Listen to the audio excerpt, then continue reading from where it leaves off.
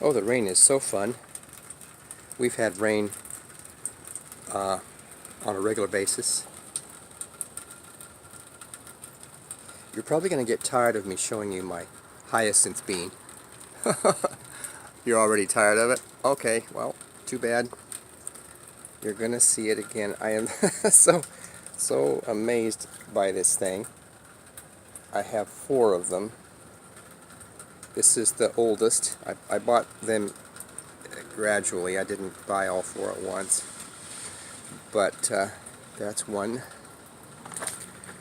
The other is here, but it's mixed with something else called Garden Climber, and I I don't have a name for that. That's what it was called in the...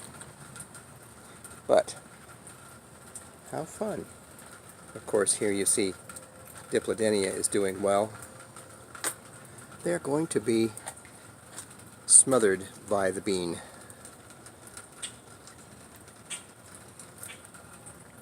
It's okay. They'll survive. Out here I just got dripped on really good, coming down my ear.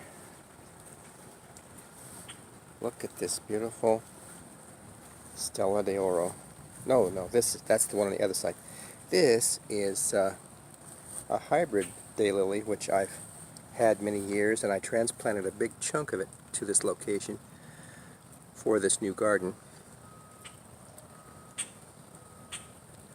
Birds are happy. I have several bowling ball bushes. There's one. Next. Well, let me go back to this. Let's see how this camera does. Will it adjust to light and closeness? It's actually in there. This may look really crappy when I upload it, but gotta try. Over here the canna is doing well. I love cannas for their tropical look. This one was kind of small and meager. I mean, a little pathetic little thing when I bought it, but it's done well. None of my bulbs from last year survived. Not a one.